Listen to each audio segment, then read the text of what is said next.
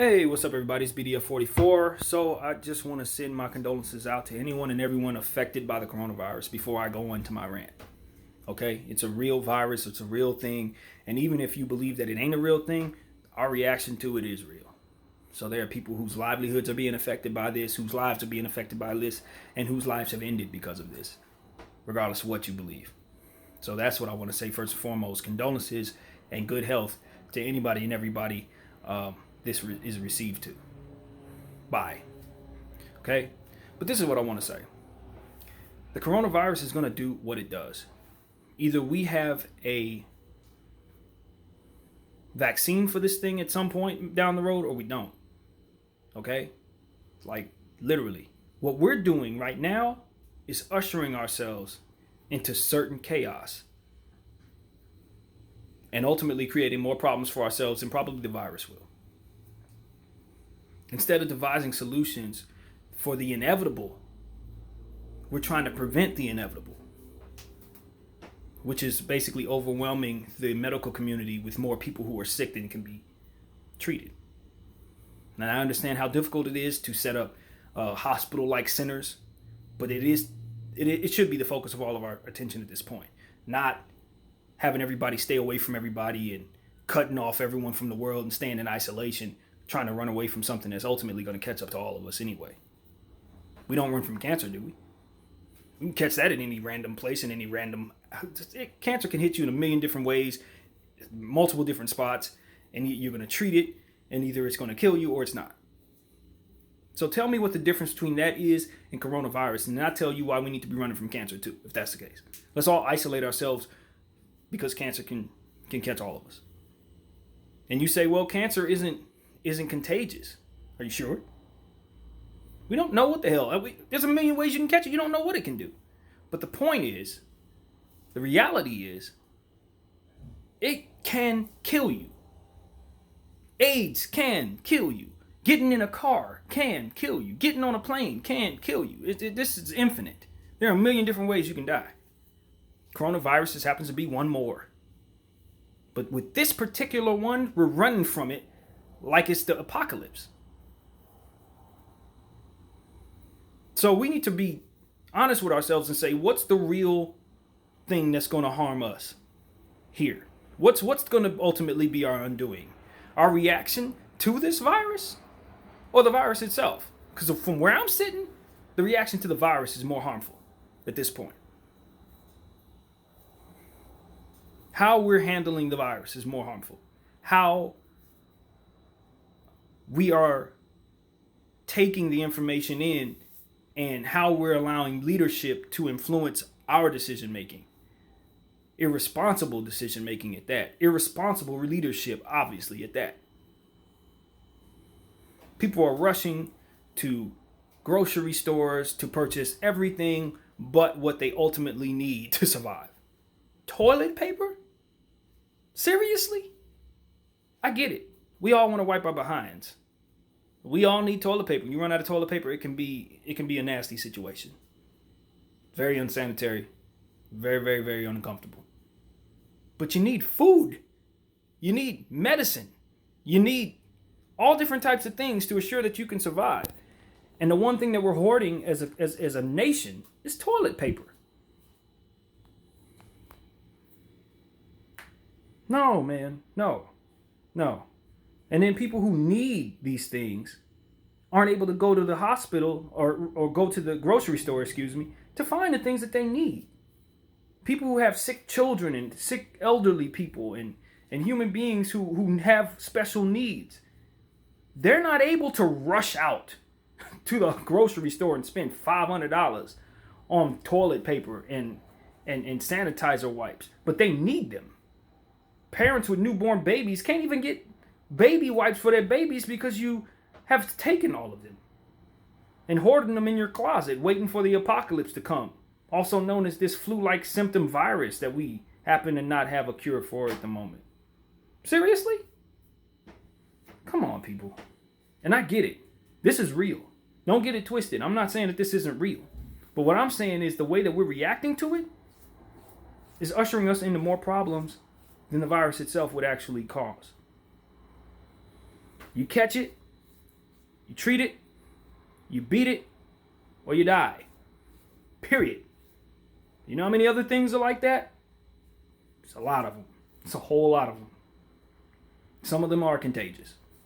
We're not running from them. We're not destroying our economical system because of them. We're not putting ourselves in position to harm the people that are around us who can't help themselves to selfishly prepare to catch something like this in those areas, in those particular instances. We're only doing that with the coronavirus. And you need to ask yourself, why?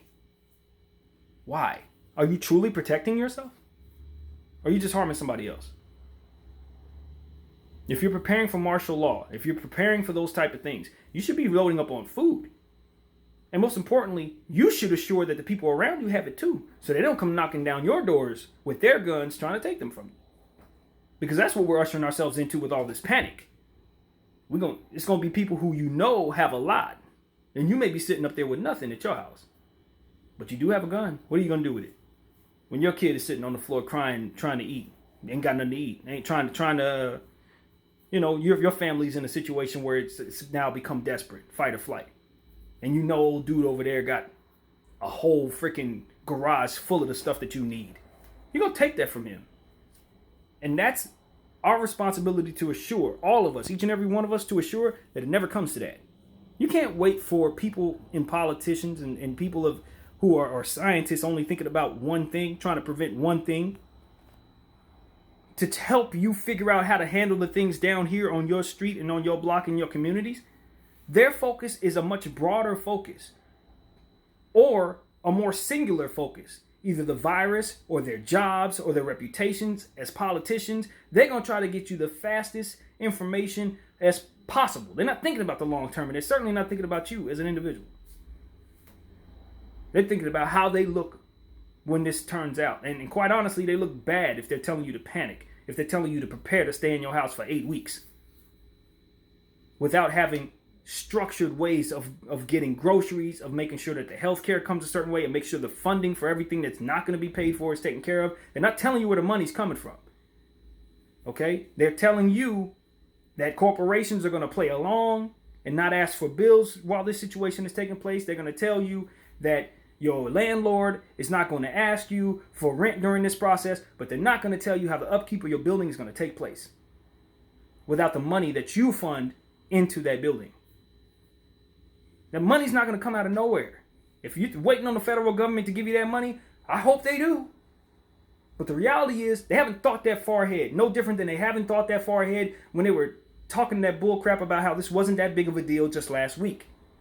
You need to use your own brain and start preparing properly. And it starts with individual businesses who have these different things that people are hoarding on, starting to ration off those things properly, making sure that you take only a few individuals at a time, no matter how long the line is. They will wait if they need this stuff. They need to. They're not at work anymore. So it should be only about 30 people at a time in the damn grocery store. Okay? I'm sorry. I mean, if we're going to make these type of changes, we need to make sure that we're doing it in a way that doesn't put people in positions to be around one another any damn way. You're telling me I can only leave the house to get groceries or to go to the hospital. But then when I go to the hospital, it's going to be tons of people there. If I go to the grocery store, it's going to be tons of people there. It defeats the purpose, and nobody is thinking outside of what's in front of them. So when it goes bad, what do you have? You have more people looking at each other, sucking their thumbs, trying to figure out how to fix this new problem that they've created by being irresponsible with their tone as it pertains to how to handle coronavirus. They're going to usher you right into a more worse and devastating issue. So hear me out when I say you got to take it upon yourself. Stop looking to leadership to tell you how to organize. Within your communities, organize. Completely and utterly communicate and organize so that you all can have what you need. Because if you don't, it's going to get as bad as I just described. And the media ain't helping. They're not interested in helping you.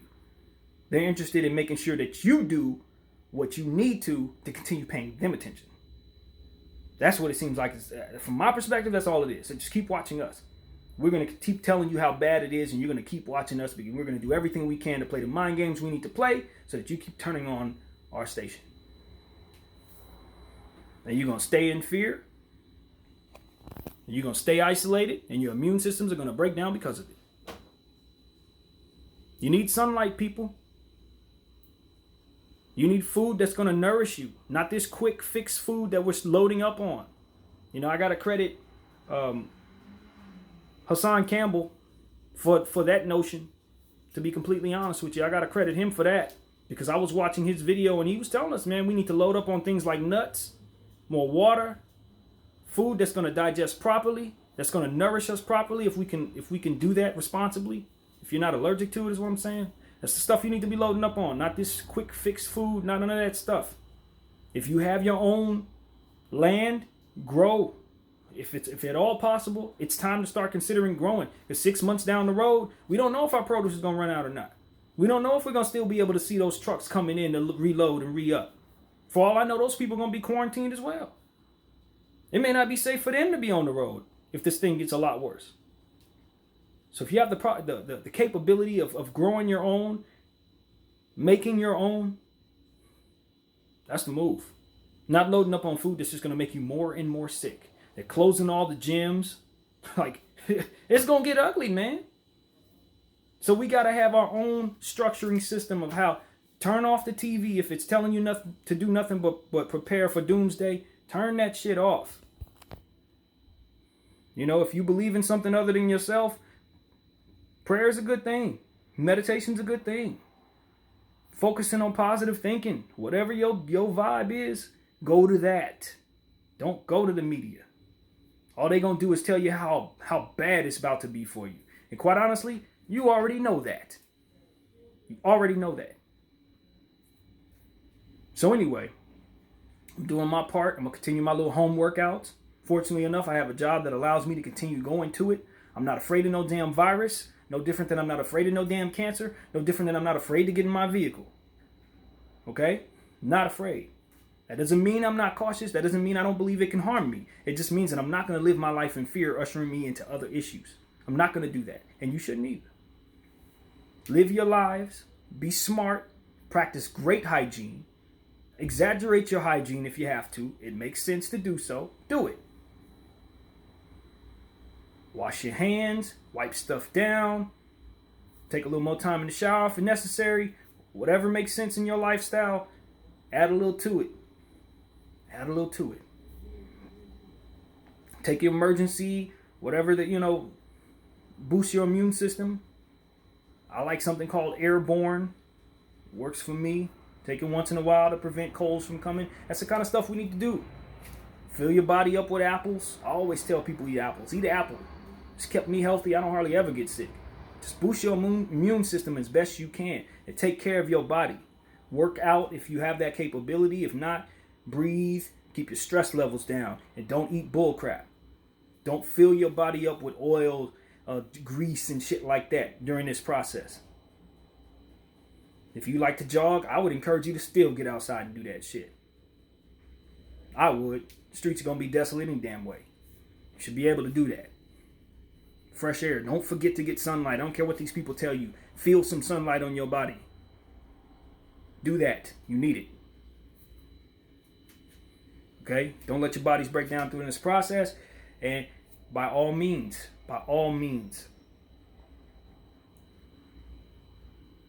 follow the idea of keeping distance between yourself and others. If someone's coughing in your vicinity, the most important thing in regards to this virus or any other virus is to not pass it on to people who have terrible immune systems. Your immune system can be great. It can be fantastic. But if you harbor a virus of any kind and you have people in your life that don't have strong immune systems for whatever reason or reasons, you can cause a lot of problems for them by having it and passing it on to them. So let's just be real about that.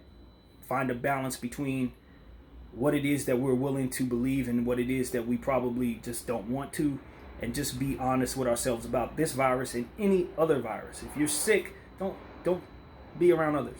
Period. With the cold, the flu, keep it to a minimum.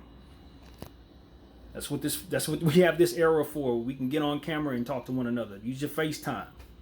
You can still interact with your loved ones. We all got devices at this point. Use them. And as far as everything else, man, hey, I don't have the answers for everything, of course. I don't have the answers for anything, really. But I know what we shouldn't do. And that's continuing to feed into this panic and continuing to live our lives unorganized, destroying our economy in fear of something that can kill us. Ushering ourselves into certain death. Trying to run from something that may kill us. That ain't the move. That ain't the move, y'all. Take care of yourselves. BDF 44. Until sports comes back, it ain't gonna really be much to talk about, I guess. Some football news. I don't talk football. I'm just waiting for the NBA. But I will wait as long as it takes to assure that we can get healthy. I don't need sports that bad. I don't know about you, but it ain't that serious. With respect to the people whose livelihoods are affected by this, it's not that serious. Health is much more important. So, BDF 44, God bless you all. I'm out.